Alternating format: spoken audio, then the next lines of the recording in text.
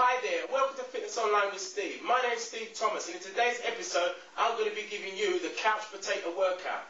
I've designed the couch potato workout especially for those people who spend a lot of time on the sofa or watching TV and think, hey, maybe I can be doing some exercise. Well, guess what? This is for you. But first things first, safety. If you suffer from any medical conditions or have any injuries, please consult a doctor before taking part. Now, with safety, if you have anything like cushions, we need to remove cushions or anything of value off of the sofa. I don't know about you, but in my house, trainers on a sofa are definitely a no. And last but not least, the dreaded remote control. Switch off that TV, get rid of it, and you're ready to get fit with Steve. I'll see you on the other side.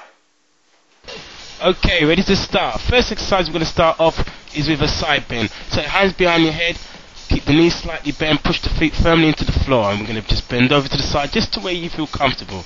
Again, just squeezing the stomach. Here we're squeezing our side abdominals, which are called our oblique muscle. So just side to side. Just mobilizing the body here. So here we're doing a side twist, the hands in front, arms slightly bent, and we're just going to twist over to the side, side, center, side, center. Again, focusing on that lower back there, rectus spinal muscle, just mobilizing that body there. Keep it working all the way through. Just mobilizing the knees, just simple knee lifts. You can just use your hands on top of your knee just to create a little bit of resistance by pushing down. That's good. Keep that tummy tight and back strong. All core stability exercises here. Keep it working. Excellent. Try not to arch the back. Here we're going to go into a sit-up. We're going to push the feet firmly into the sofa, knees slightly bent, push the lower back into the sofa, and we're going to squeeze up.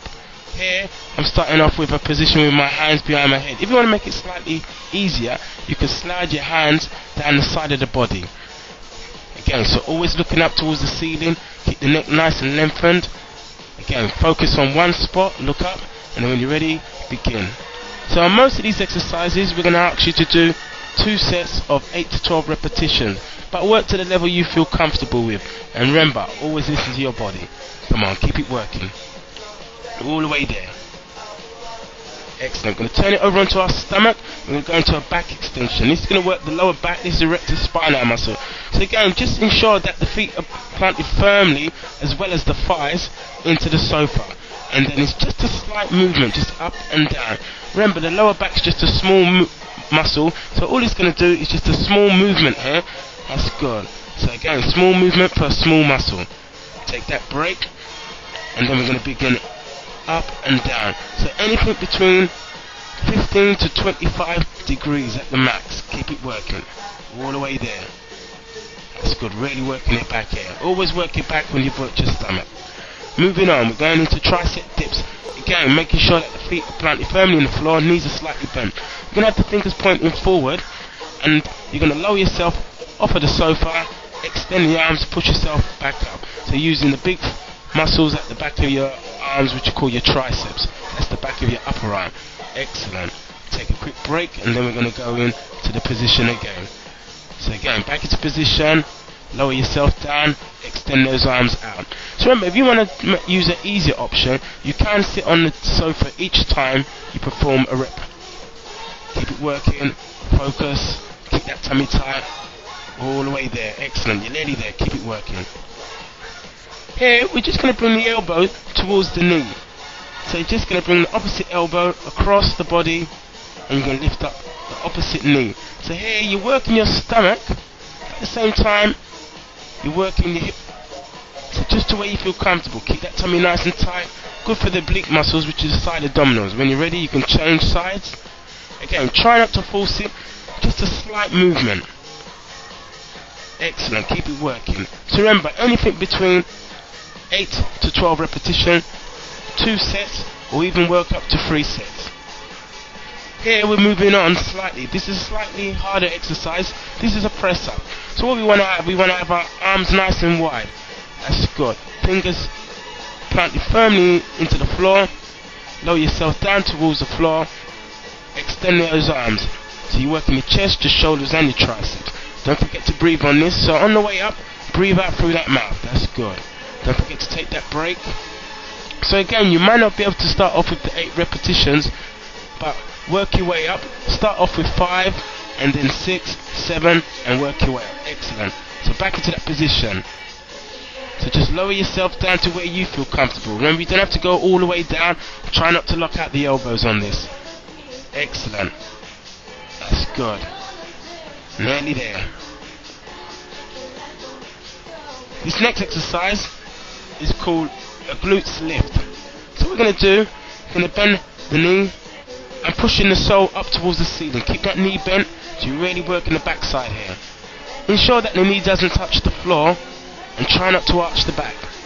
Keep a nice strong back position so you're lying down on the elbows. Your elbows are supporting yourself. That's good. Just to where you feel comfortable. Again, the knee should only probably come in line with your hips. Just to where you feel comfortable. Keep it working. Push up towards that ceiling. This is what I call a glutes kick. Again, we're still working the backside, but here we're keeping the leg straight. Again, there's a slight bend in the knee. We don't want to lock out that leg. Here, I'm using my hands to support myself, but if you want to, you can go onto your elbows to make it slightly easier.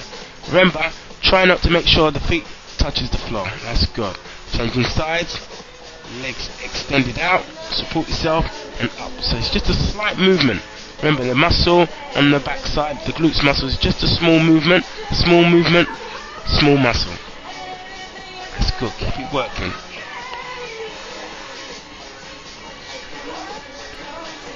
Brilliant. Moving on. Here we're going into a press up.